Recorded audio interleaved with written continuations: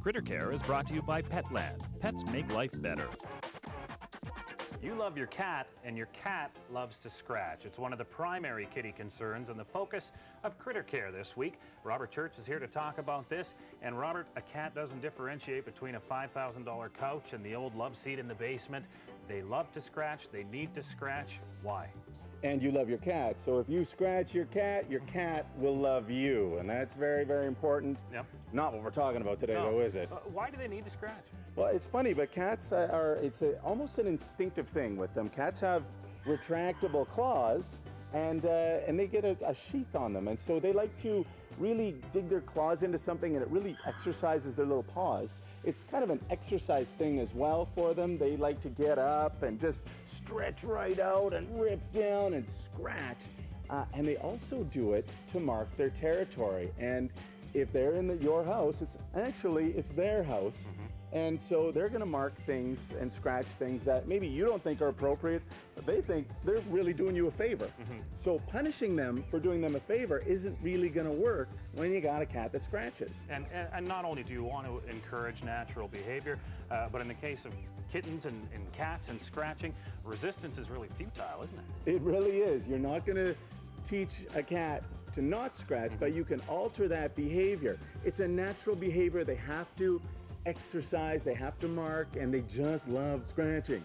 So rather than making them stop doing something that's ingrained into them, let's give them an appropriate outlet for that behavior. Okay, and more than a few options in that regard, right? Well, there are, because now maybe we've got a couch that's all scratched up. How do we get the cat away from the couch or the drapes? Well, there's a few things we can do. Number one, we want to get a good scratch post that they're gonna like, and we're gonna put it right by where they're doing all the scratching. Okay. That's a good thing to start, because now we're giving them an alternative. Now, to keep them away from the couch, we're gonna do a couple of things, and we do have some options. We do have a little artillery in our war against the cat scratching. There's a double-sided sticky tape that you can put just down there, because a cat just doesn't like to scratch something that's sticky like that. So that will help to certainly keep them away from there. Cats, I mentioned, also use their scent, and they'll scent things. And so you might need to use a stain and odor remover, like one that has enzymes in it. Please keep the enzymes in mind. That's what breaks down the odor. So that will help to clean things up. And then you can use a repellent spray because cats are very odor sensitive. And if you use the repellent spray, it shouldn't harm the material. Test it on a color-fast corner, right, of course. But spray that on there. That will help to keep them away from it. And then right here, I've got this great scratching thing for you to scratch on. And look, it's sisal, and it's carpet, and it's solid, so that I can get claws into it and really scratch. You mentioned sisal, sisal, however you say it. Some portable options like this, good idea as well? Well, it's important that it be a solid thing for them to scratch, and you want them to be able to stretch up and get onto it. So something like this is conveniently got a little rope on it. You hang this from a doorknob, and then the cat can get his claws into it and really go nuts on it.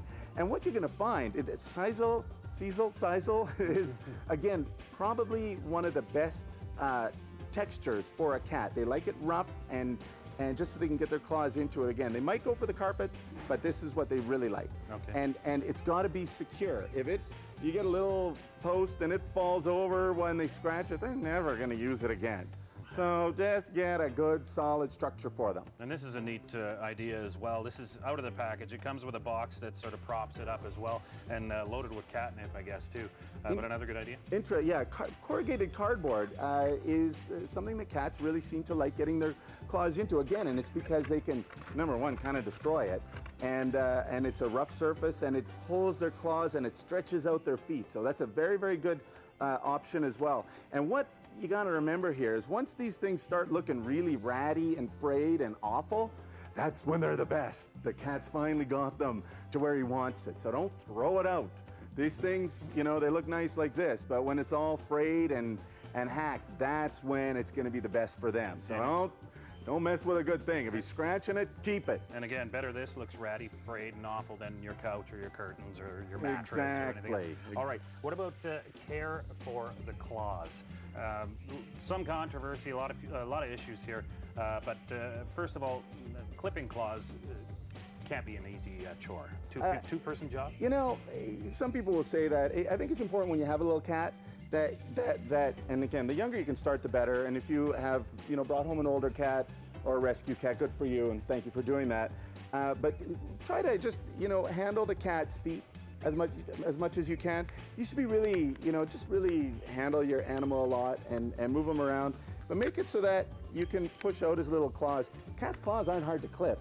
They're typically, they're opaque, so you can see where the quick is. And the quick doesn't go down really far, so you can snip off a good chunk of claw without any problems whatsoever, as long as you get the cat used to having his feet handled. And, you know, maybe only do 2 or 3 at a time, give him a treat, try a couple more the next day. Special set of clippers there? Yeah, it's important that you use the right set of clippers. You don't want to, if you use like people clippers, you can actually split their claw, and that opens up a whole nother set of problems there, David. So we're just going to go with a good, appropriate clipper for our cat's nails. Okay, we'll save the controversial part for the end. Declawing, not the best idea. Declawing is certainly an avenue of absolute last resort, and you're absolutely right. Very, very controversial. A lot of people are dead set against it. I guess the argument for it is if you absolutely have tried every avenue, you've worked with a veterinarian and a behaviorist, and you cannot stop the scratching, then you might want to consider declawing. It is a very invasive surgery. It can be very painful. There can be complications. You want to talk to your veterinarian about doing it. If you can have it done, laser surgery is probably the cleanest way to do it. Right. But you know, there's also the little nail caps. It's just a bead, goes right on your cat's nail, and it rounds off the end. It takes a little getting used to for them, but they last for about 6 weeks. And I would think that you absolutely would not declaw a cat until you've given these a try for at least 6 months. And these, you just glue these on, do you? They just glue on. It's so simple. I can't believe I didn't think of it, but it's already been done, so all right. Some out of luck. Robert, thanks very much. Thank you. Important stuff. Do your homework. Don't try to get your cat to not be a cat. Encourage him to scratch, and encourage him to do it in the right place. See you next time.